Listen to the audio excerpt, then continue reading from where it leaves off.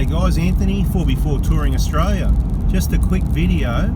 Sorry about the roads, a little bit rough here, so it may give you a bit of a shake up, but it's a bit of a safety tip, and I'm sure you know already. But one thing I do when travelling this time of the day, it's just getting later in the afternoon and the sun's about to go down, when the wildlife sort of starts to come out around the road.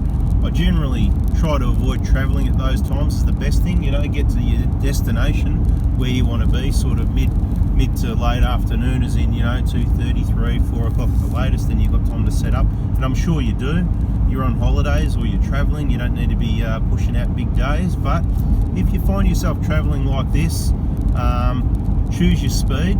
I'll give you an example. Say we were travelling along here at 100 k's an hour. I'll use my cruise control, have the cruise control set depending whereabouts I am. For example, here you got a lot of scrub at the side of the road, bushes and stuff like that, where of course we've got oncoming vehicles, so for those we slow down a little bit and move over. That's all pretty awesome, naturally. Some people do, some people don't, but you could have roos or whatever sitting at the side, and there's a lot of roads that it's not just at the side of the road. The scrub extends all the way to the side of the road. They're the ones where you've got to be really careful. So personally, what I'll do is I'll set the cruise control at whatever speed it is I'm happy to travel at, which you've got to be careful of if you're on dirt roads, of course, so beware of that.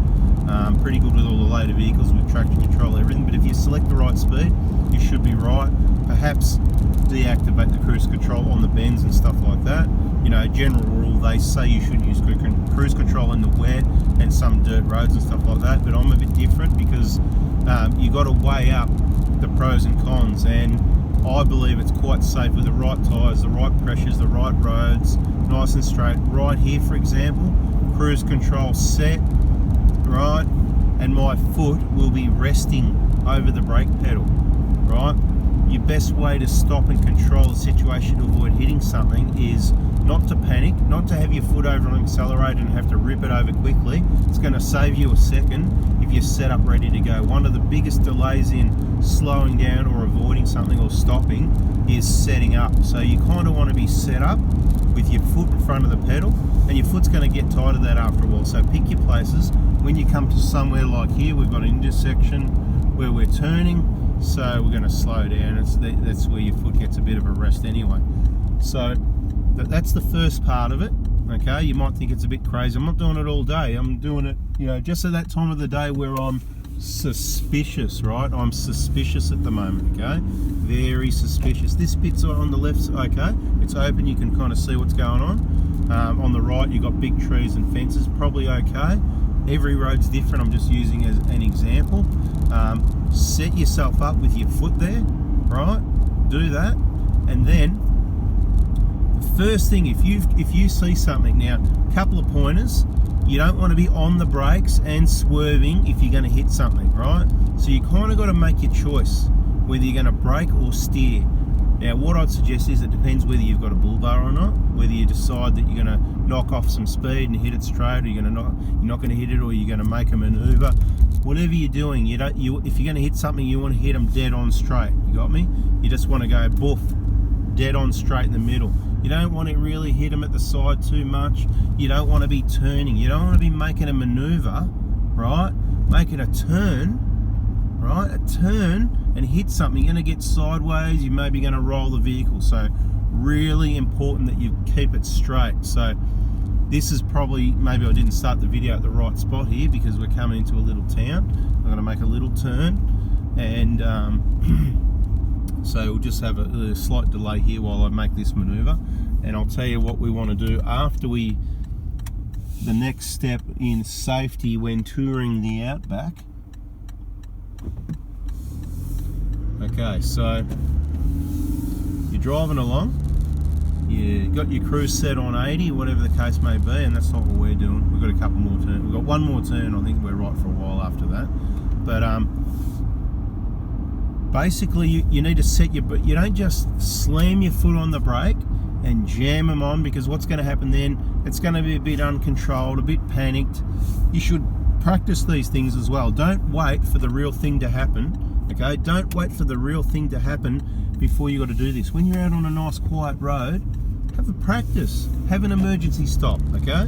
obviously in the right conditions, not when there's someone behind you. You know, like see here, there's nobody anywhere. There's nobody in front or behind. So do that. Have a practice, you know, see how long is it going to take to stop, right? What came flying out from behind you and hit in the back of the head, right? Because it's going to be much worse if you hit something. Think about it. So do these things. That wasn't a great stopping distance. Why? Well, not road tyres. So beware, once you've changed from those road tyres what you're used to driving on, the off-road tyres may have an increased stopping distance, okay? So just beware of that. Now, so what we want to do after our little episode of hitting the brakes, you've got your foot sitting over the brake. If we're lucky here, we'll get a kangaroo. Plenty of roos around here, right? That's why I thought of it, and I thought I'll tell you about this. And I'm sure you know, and a lot of you know better than me, but this is for the people that don't know and not thinking about it, and they want to get more information and get educated, right? You've got your foot set up over the brake pedal. The best thing you can do is quickly but smoothly set up the brakes, right? Set up the brakes, that is, and that's not just bang straight into and push it to the floor and let the ABS and everything. It's on the brakes and then smoothly apply the brakes. Now I'm not going to fully come to a stop or anything. I sort of did a little bit of what I'm trying to describe to you, but smooth application, controlled, and then while sort of quickly, how fast is your processor, right? While quickly applying more pressure to get maximum stopping power to knock off as much speed as you can without locking up the brakes, right? So it's actually better if you can do it without having to rely on the ABS. I mean, if you're a good driver and you can do this and control the brakes, if you can do it, look, the problem is when you're on the edge of lockup, the system will come into play and probably start messing with you anyway. That's the problem. Personally, I can brake better without ABS, but I kind of need an ABS switch there. I don't know, switch it off. There's times where ABS is good, where you can certainly make use of it unless you've got other switches in the car. It's going to work better than, you know, if you're purposely going through something wet. But this is not about that. This is touring. I just want to say be ready for any wildlife that pops out, because it can pop out from right behind that bush there, and sometimes you've got no hope anyway, right? So if it's a situation where you know there's wildlife there, you just need to slow down. You may be in a situation where you can give yourself a bit more room and drive in the middle of the road like this, then you're avoiding those potholes, give yourself a bit more room, okay? But if you're going to do a maneuver like this and dodge something, make sure if you're going to hit it, you're straight on, okay? So at one move, you got to think this through, you got to practice a little bit. One move may be to, you know, brake and then move. So then you've reduced the, you know, the damage if you do hit. So knock off as much speed as you can, but then while you've still got time, release the brake and cruise on by. Now I'll give you another tip on the very outside. Probably not a good idea, more of a laugh, maybe I'm joking. But maybe when you see something, you just floor it, or you drive faster, maybe like double the speed limit, and the faster you go, the less time you're in that spot, the less likely it's going to jump out in front of you. No, I'm joking about that, right? It is kind of like true, but of course if you hit, you're going to do a lot more damage and more chance that someone's going to get injured or killed. So anyway, that's my tip. Have you, see that it's a short tip but a long tip. Have your cruise control on, have your foot, you know, be set up with your foot over the brake pedal. It's just going to save you that time from going from there to there. It's already done. And be planning ahead, plan for it. Set your brake pedal up and then get into the brakes. Don't just stab it like, you know, kind of like, you know, although stabbing it with ABS, traction control, VSC, DSC, all these fancy letters does work pretty well compared to what it used to in old cars. So don't worry about it too much. The main tip is keep your foot over the brake pedal. If you're using the cruise control, you can have your foot over the brake pedal. It's going to deactivate the second you touch the brake pedal anyway. Okay, what do we got over here up on the hill? What we were just talking about? No, they're sheep, they're not roos. Anyway guys, thanks for watching. If you haven't already, subscribe. If I've earned your subscription, turn the bell on and hit us up in the comments for what you want to see. What parts of touring Australia do you want to see? Where do you want to see? What do you want to see? Thanks for watching guys, see ya.